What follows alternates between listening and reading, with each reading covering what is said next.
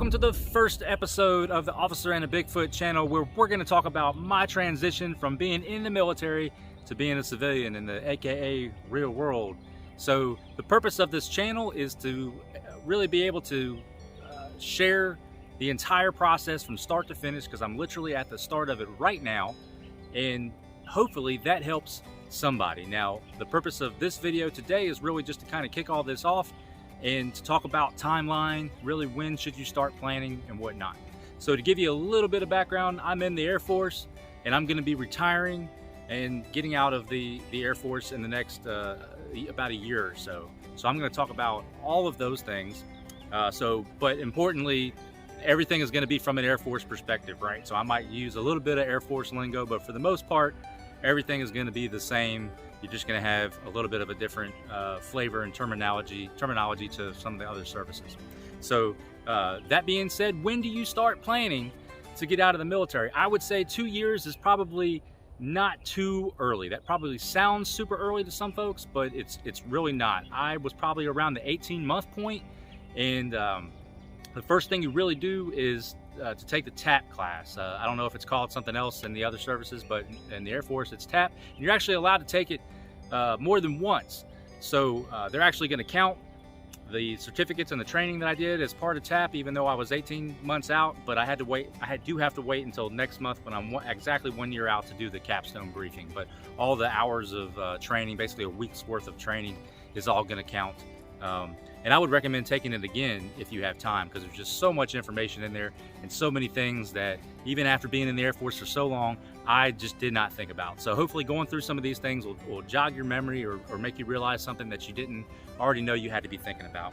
So one of those off the bat was, most of us just take for granted healthcare, right? So, you know, we have TRICARE Prime being active duty, and you know, that's not going to be there anymore. You're going to pay for your medical insurance, and there's different options. You can stick with TRICARE Prime, TRICARE Select, but you'll have to pay for those, and depending on, you know, the size of your family and what you're trying to do there, you have to decide what option is right for you. One thing that confuses me still, and I'll do another video when it's time for me to make this decision on it specifically, but is the VA healthcare. I'm not sure, you know, the difference between TRICARE and VA healthcare and how all that rolls in. Maybe a VA disability claim factors into that somewhere as well. So that was something that I hadn't really thought about. They did talk a lot about VA benefits, and most of us know things like VA home loans, which is such a great deal most of the time. Your things like, you know, tuition assistance, the GI Bill, all those types of things. They go into a whole lot of detail on those different kinds of VA benefits that you would have. And I'm sorry, I am looking off my notepad here so I don't get too distracted to go down a rabbit hole. So, you know, hopefully you know, but maybe one thing that you don't know is how much money are you going to make in retirement? What's your retirement going to be for those that are retiring? I think most folks getting out of the military right now are probably going to be in that high 3 group, which basically means you're going to get 50% of your base pay. So it's important to realize that that's not counting your housing allowance. That's not counting your BAS, your allowance for sustenance. It's just your base pay, right? So it's important to kind of map that kind of stuff out.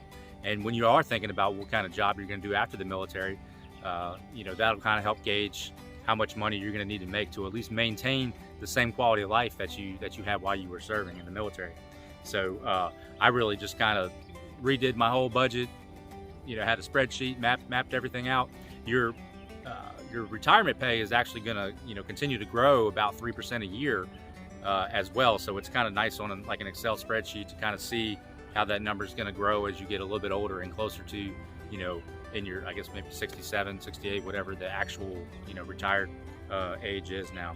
So what happens to your TSP if you do the TSP? That's a big thing as well. What are all the rules to be able to move that over? You know, I think there's still a rule out there that says you can't come back and work for the federal government for 6 months, like this cooling off period kind of thing. Although I heard that might be going away. So as I learn more about that, I'll let you know. But what happens to that TSP, you know, during the time? Are you still able to somehow contribute to it? So that's a lot of information there that need to find out about. One of the first things was I was just trying to figure out, you know, it was an exciting thing to realize I was going to be retiring, but you know, when's my retirement date going to be? So you have to look up in whatever personnel system you have what your total active federal military service date, and there, you know, for me it's 9 June. So your retirement date has to be the first of the month after whatever your TFMSD date is. So my retirement date will be the 1st of July 2022. So and then there's certain things that have to happen at certain times. There's a lot of things, and this is probably what's racking my brain the most right now. That you have permissive TDY for house hunting, job searching, that's 20 days long.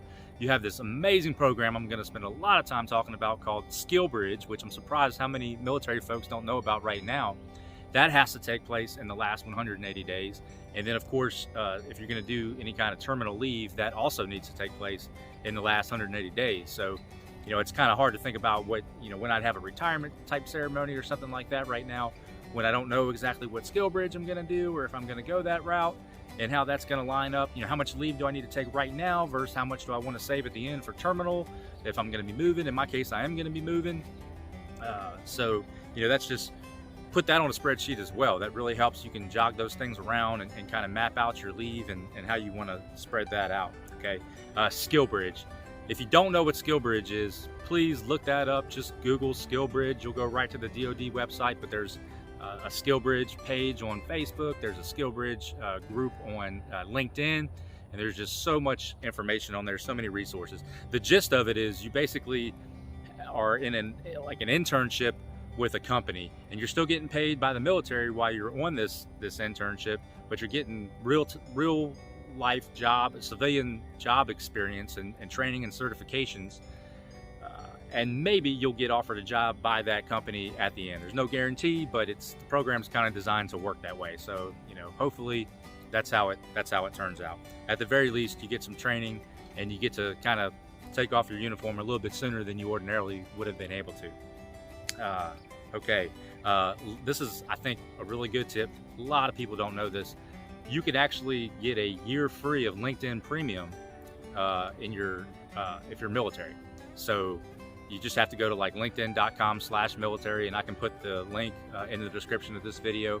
But that's really going to be good. It's really all about networking. So in fact, one statistic that they gave us at the TAP class was that most jobs aren't given to somebody as a result of they looked on some job list somewhere, found a job they were interested in, applied for it, got an interview, and got hired. Most folks are actually found through networking, through their LinkedIn profile, and those types of things. I mean, it's about 60% is the statistic that they gave me in the TAP class. I had no idea. So it's super important to get that LinkedIn profile taken care of.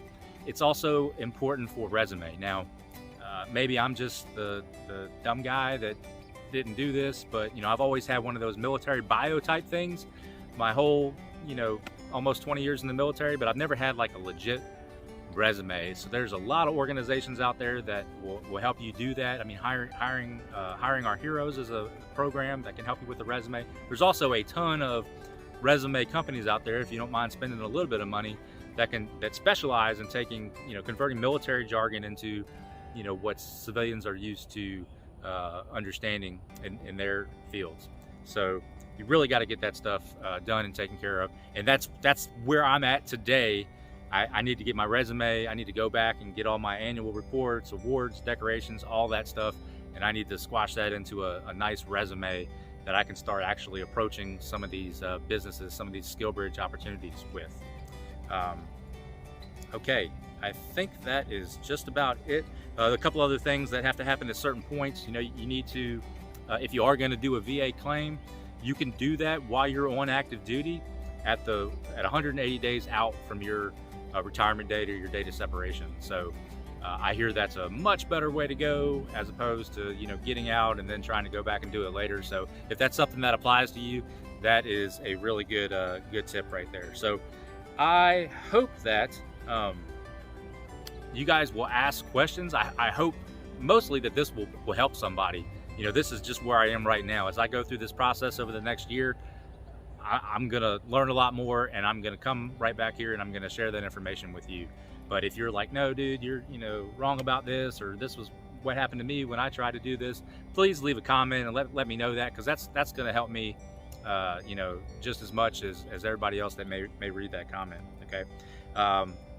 So, you know, like I said before, right now this whole thing is just one of the most, you know, besides maybe making the decision to get married or have kids or something like that, deciding to get out of the Air Force, which has felt like this blanket of protection and job security where, you know, I didn't have to think about what I needed to do next. You know, Uncle Sam was always really good about, hey, you're going to go over here and you're going to be this now, and then 2 years later you're going to go over here and be this. Now I just feel like I'm, you know, wandering around a field with no focus.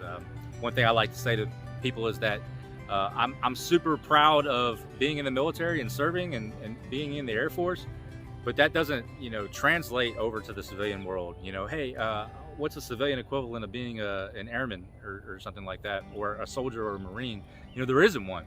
That's a special thing. It always boils down to your specific, your job code. So in the Air Force, you're AFSC. I'm a program manager by trade. So I don't love that. It's not, you know, favorite thing that gets me out of bed in the morning every day.